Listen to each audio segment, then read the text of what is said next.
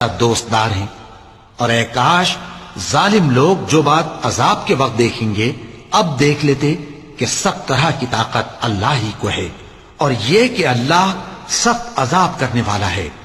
اس دن کفر کے پیشوا اپنے پیروں سے بیزاری ظاہر کریں گے اور دونوں عذاب الہی دیکھ لیں گے اور ان کے آپس کے تعلقات منقطع ہو جائیں گے۔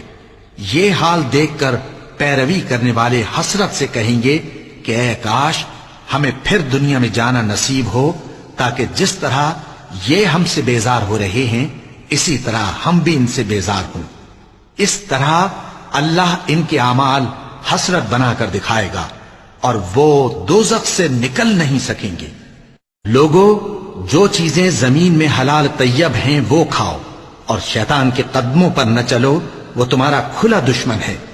وہ تو تم کو برائی اور بے حیائی ہی کے کام کرنے کو کہتا ہے، اور یہ بھی کہ اللہ کی نسبت ایسی باتیں کہو جن کا تمہیں کچھ بھی علم نہیں۔ اور جب ان لوگوں سے کہا جاتا ہے کہ جو کتاب اللہ نے نازل فرمائی ہے اس کی پیروی کرو، تو کہتے ہیں نہیں، بلکہ ہم تو اسی چیز کی پیروی کریں گے جس پر ہم نے اپنے باپ دادا کو پایا۔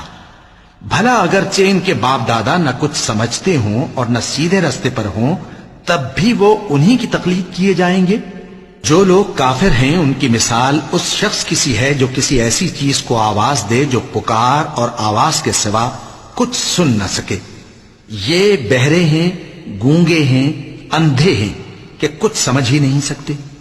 اے اہل ایمان، جو پاکیزہ چیزیں ہم نے تم کو عطا فرمائی ہیں ان کو کھاؤ، اور اگر اللہ ہی کے بندے ہو تو اس کی نعمتوں کا شکر بھی ادا کرو۔ اس نے تو تم پر بس مرا ہوا جانور اور لہو اور سور کا گوشت اور جس چیز پر اللہ کے سوا کسی اور کا نام پکارا جائے حرام کر دیا ہے۔ ہاں، جو مجبور ہو جائے، بشرطے کہ اللہ کی نافرمانی نہ کرے اور حد ضرورت سے باہر نہ نکل جائے، اس پر کچھ گناہ نہیں۔ بے شک اللہ بخشنے والا ہے، رحم کرنے والا ہے۔ جو لوگ اللہ کی کتاب سے ان آیتوں اور ہدایتوں کو جو اس نے نازل فرمائی ہیں چھپاتے اور ان کے بدلے تھوڑی سی قیمت یعنی دنیاوی منفعت حاصل کرتے ہیں، وہ اپنے پیٹوں میں محض آگ بھرتے ہیں۔ ایسے لوگوں سے اللہ قیامت کے دن نہ کلام کرے گا اور نہ ان کو گناہوں سے پاک کرے گا، اور ان کے لیے دکھ دینے والا عذاب ہے۔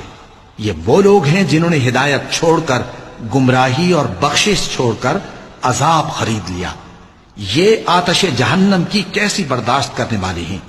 یہ اس لیے کہ اللہ نے کتاب سچائی کے ساتھ نازل فرمائی، اور جن لوگوں نے اس کتاب میں اختلاف کیا وہ ضد میں آ کر نیکی